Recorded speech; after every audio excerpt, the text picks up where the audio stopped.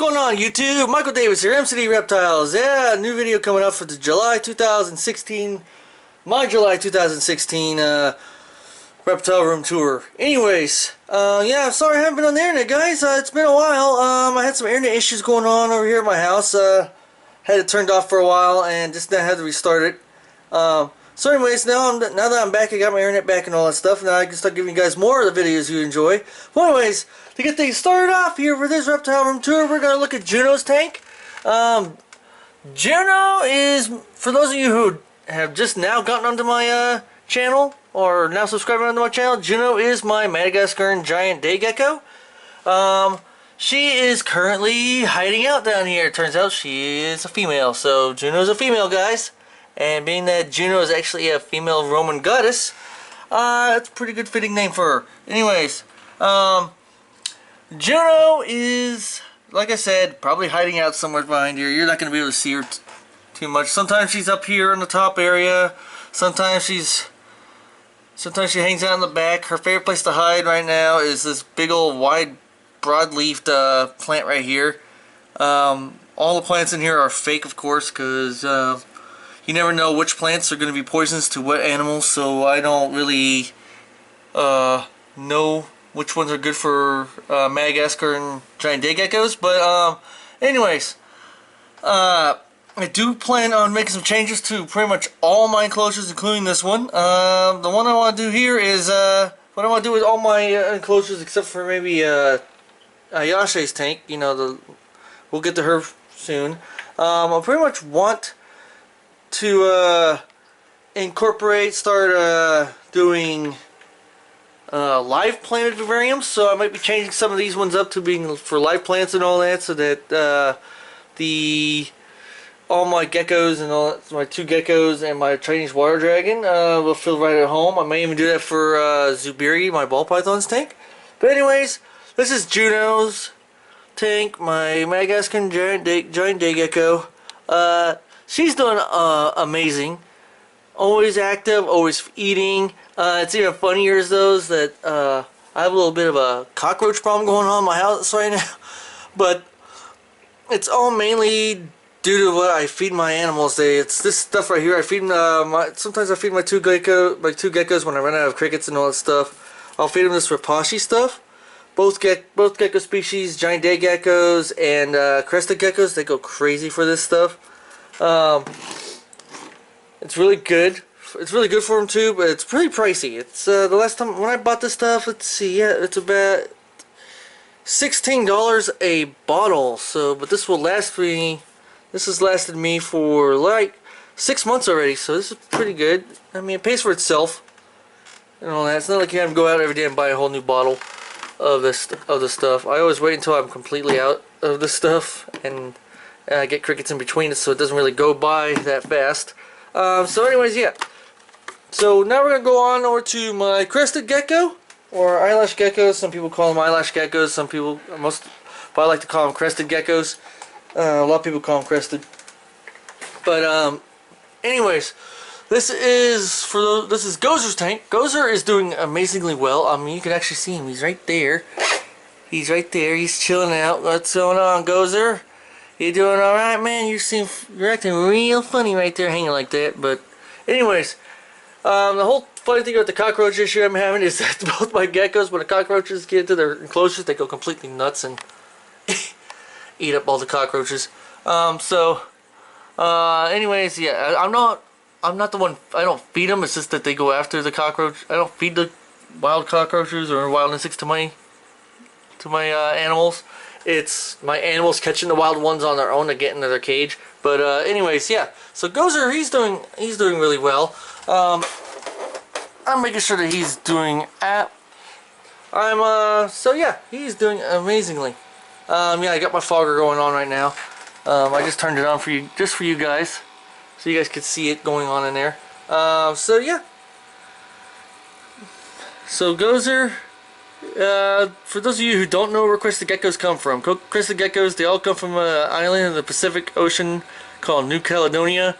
And New Caledonia is a very unique ecosystem in the fact that it is one of the most protected ecosystems on the planet.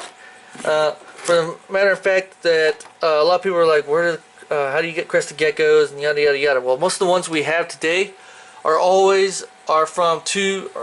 come from just the wild caught pair that came in here. After a while, though, it became illegal to be extracting wild crested geckos out of New Caledonia. So now, the only reason we have them here now is that we're able to get them now is because of that captive breeding and all that stuff.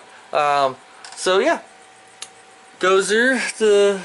For those of you who don't know why I named him Gozer, it's pretty much because I'm a huge Ghostbuster fan. I liked watching them and Gozer the Gozerian. You know, if those of you who have watched the Ghostbuster movies all know who I'm talking about. The first one, of course, the one that got turned into the Stay Puft Marshmallow Man. You get it. All right. Well, anyways, before I go on to my next reptiles here, we're gonna go over here to my planted fish tank. I just did a filter change on it, so when I did it, the water got all hecka crazy in here.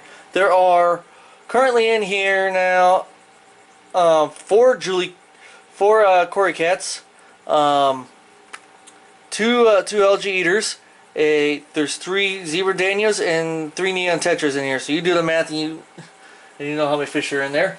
Anyways, this is my only live planted tank in my house at the moment. Like I said, I want to make all my vivariums, all my terrariums in here live planted tanks, including with bioactive ones as well, to make it just to make it an enclosed environment, you know, a little micro environment going on. So anyways, yeah.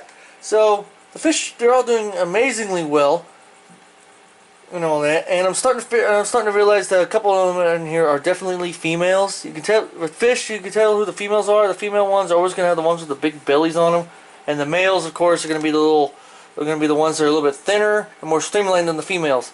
So yeah, what I have in here, I forget the name of that plant, but anyways, if y'all remember looking at my last video I did with this fish tank, this plant wasn't like all the way up here.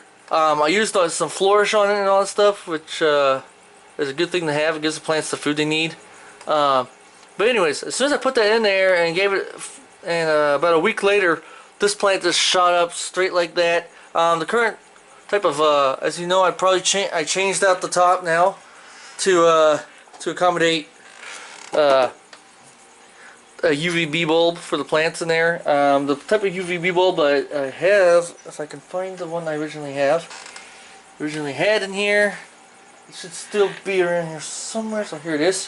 What I use right now is a full spectrum daylight UVB bulb. It's a T8 freshwater 18-inch full spectrum daylight bulb, and what this does is it not only gives the plants the UVB sunlight they need, it also provides it also gives you, if the water wasn't all tea colored, actually the colors on these fish would just pop like crazy. But it's a cool thing to have.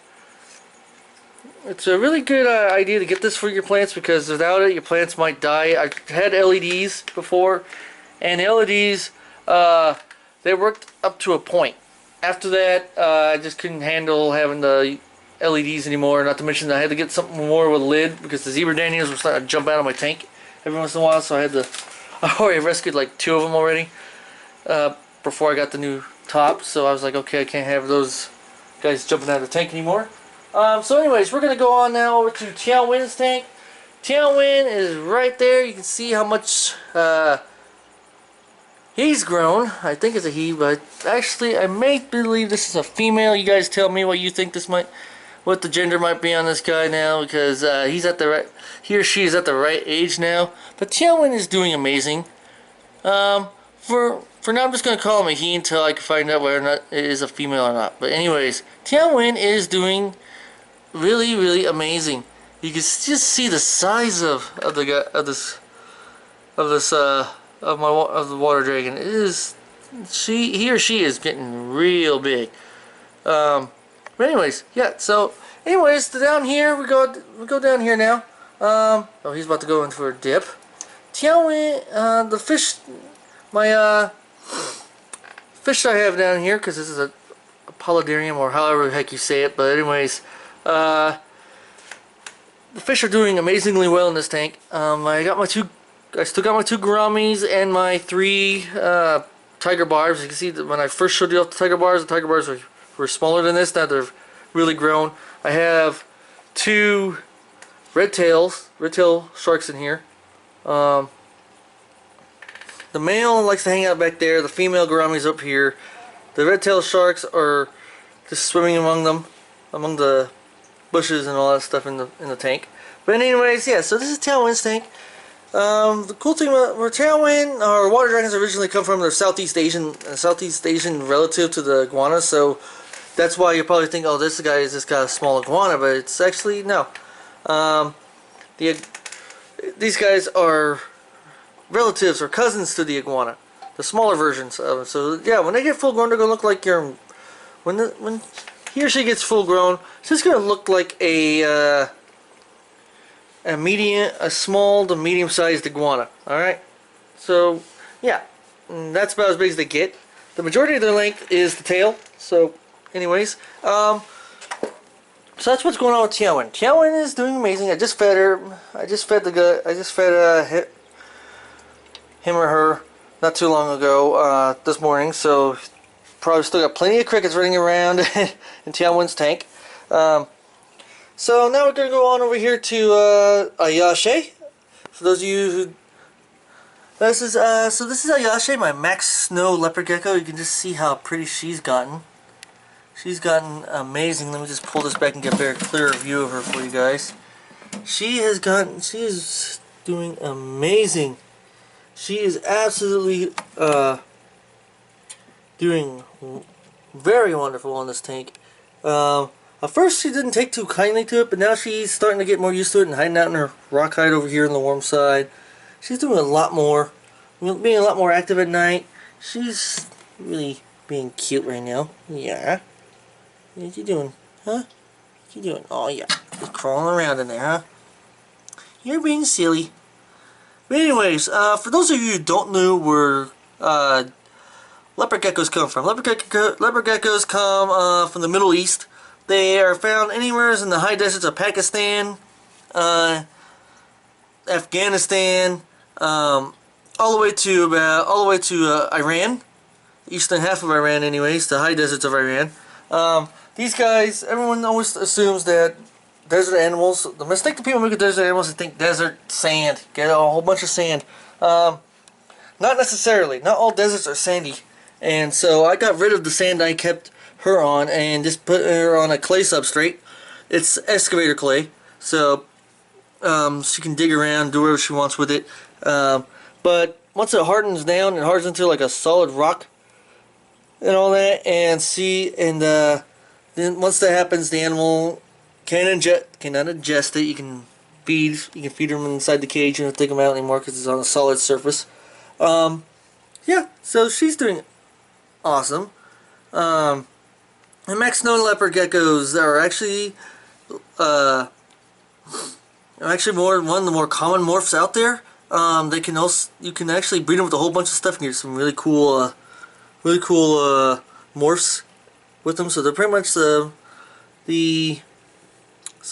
yeah, they are a baseline morph. So you can actually breed them out and you get some really cool morphs up to and all that, and they'll all have that Max Snow gene in them. So that's pretty cool. I'm actually planning on breeding her with a male eventually, if I can get my hands on one, which I'm actually planning on doing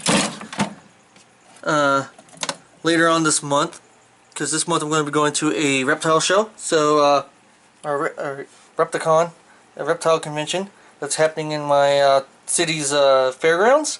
For those of you who've probably been to Facebook, you probably heard of the Reptilian Nation Reptile Expo that happens happens here in Fresno. They had one in January, and this is like the second one they've had in Fresno this year. So they're going up from like one a year to biannually. So it's every two. So they're doing 2 a year in the same spot. They want to do a third one this year too, but they want to do it in a different city, and so a lot of people are like, we're trying to convince them just to do it in Fresno, constantly doing it in Fresno. But I was like, maybe they try other places like Madeira and all that stuff. Madeira, California. If you guys have been up there, or they could do one here in Clovis, where I also live at. Clovis is like a district in Fresno, but it's actually a city of its own. It has its own city council, has everything, its own police force, and all that other stuff. So yeah. So Yasha is doing, like I said, Yasha is doing amazing. So, So, yep. I named Ayashe. For those of you who don't know what Ayashe means, Ayashe is a Cheyenne Native American word for beautiful. And I named it that because she is such a pretty lizard. I gave her that name for a reason. She is such a beautiful lizard, so I called her Ayashe, the Cheyenne word. I'm Native American, so it works. So let me go on over here now. And then after this, I'll be telling you guys all about my plans I have for other plans I have in mind coming up. So let's go ahead. Go over here and look at Zubiri. Zubiri the ball python, she's actually hanging out in her rock hide right now. I just sprayed her tank down to get the humidity up in there again. This little bugger actually escaped twice. First time I didn't catch her, and second time I caught her in the act, and I had to put her back in the cage. And so, yeah. So Zubiri is doing amazing. She's, like, I just fed her a rat yesterday, so she's a little, or 2 days ago. I fed her a rat like 2 days ago, and she was being a little butthead on feeding day, and all that stuff. And the funny thing was, I just fed her right after my birthday, so that was awesome. 2 days ago, yeah, 3 days. I just turned 31, guys, so that's awesome. Anyways, the ball python, my ball python Zubiri here. I named her Zubiri because Zubiri is a Swahili word for strong, and being that she's pretty much all muscle, it fits.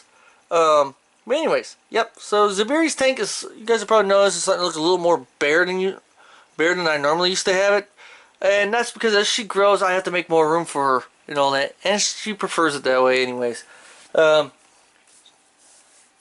She has a log hide over in the corner behind her, hidden behind those plants over there, so it gives her a good hiding spot. She has the rock hide over here on the warm side.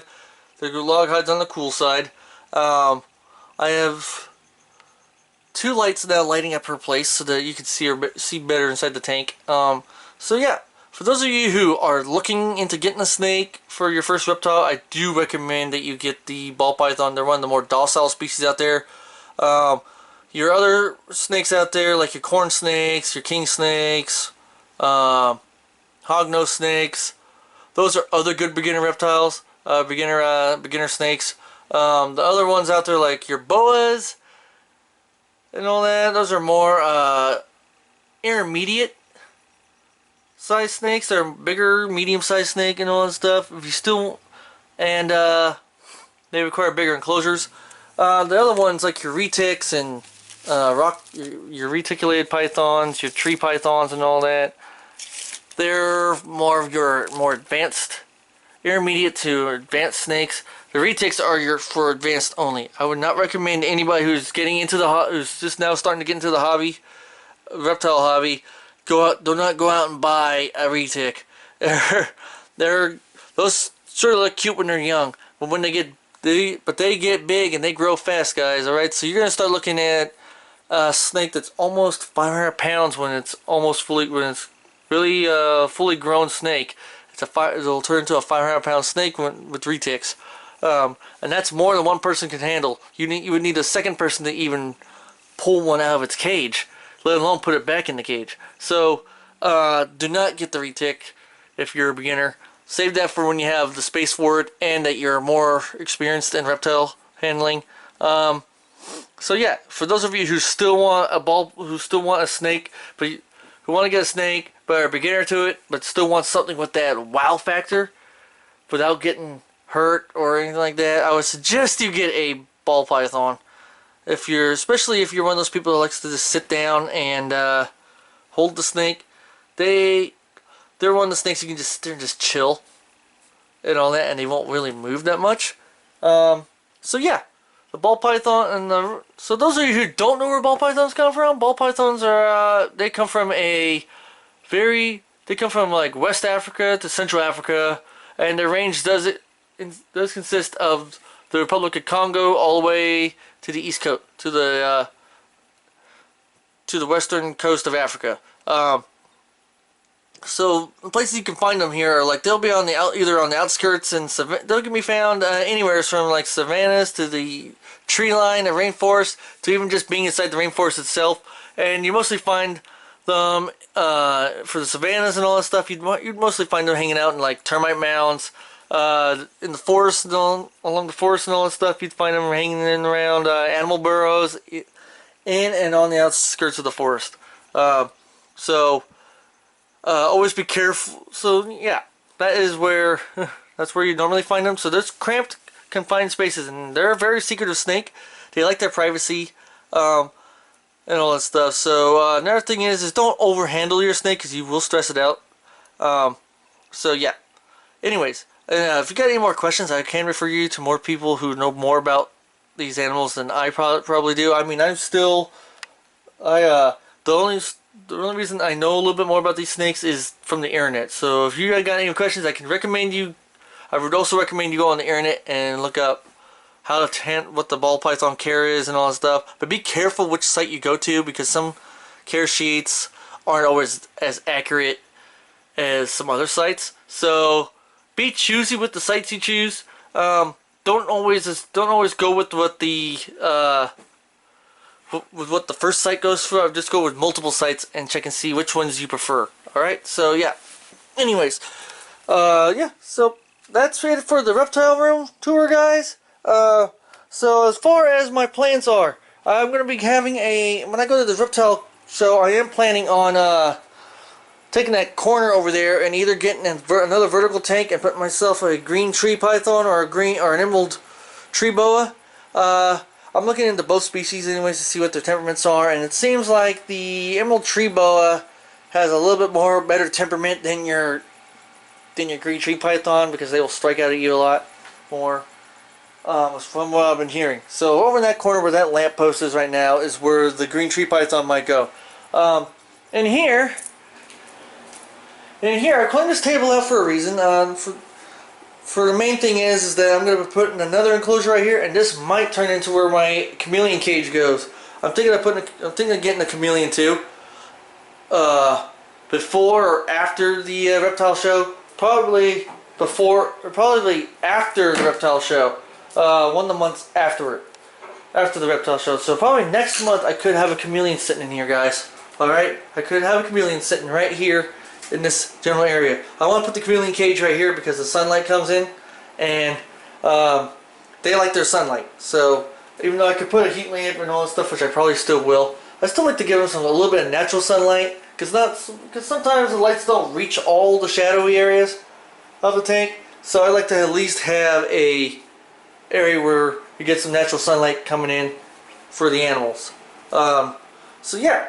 That's what I want to get. The type of chameleons I want to get is, I'm torn between right now, is I either want to get a veiled chameleon or a Jackson's chameleon. I'm not sure just yet. I might even get a panther, but I'm pretty sure the panthers their temperament's not always that grand. So I might just get a veiled chameleon and see where that goes from there, since that seems to be the most common ones you find in pet stores these days, is the veiled chameleon. But the place I go to would be where I got Gozer and Juno from, which is called the Reptile Room here in Clovis. So yeah, if you are planning on going to look at the Reptile Expo, go ahead and look these guys up. They will be there. Just look for the one that says the Reptile Room on there. I'll probably be hanging around that booth myself. So if you guys have any questions for me, and if you guys recognize me and all that stuff from my previous videos, go ahead and walk up to me, and I'm not afraid to talk to you guys and give you guys some advice on some animals. So go ahead. Go ahead and walk up to me, ask me all the questions you want. You might recognize me. Who knows? But anyways, yeah. So right here, like I said, right here, it's going to be the veiled chameleon cage. And then over here, the green tree python cage and all that stuff. So yeah. So that's going to end the video here, guys. Future videos will probably have me going out and herping and all that stuff out next to the river and all that stuff. Like I promised, I still plan on going herping. The only reason I haven't been able to get out to the river yet is because this bike right here is broken at the moment. Other than that, though, yes, I'm still planning on going to the river, the local river here in my town, and going herping and flipping over rocks and all that stuff. And I'm gonna get probably a plastic container for this camera so that we can do some underwater looking at underwater fish and all that stuff without hopefully spooking the heck out of the fish. I really hope we don't spook the fish. That'd be awesome, though, just to see where the fish are at. So, yep. Alright, so once again, this has been Michael Davis, MCD Reptiles, checking out. Peace.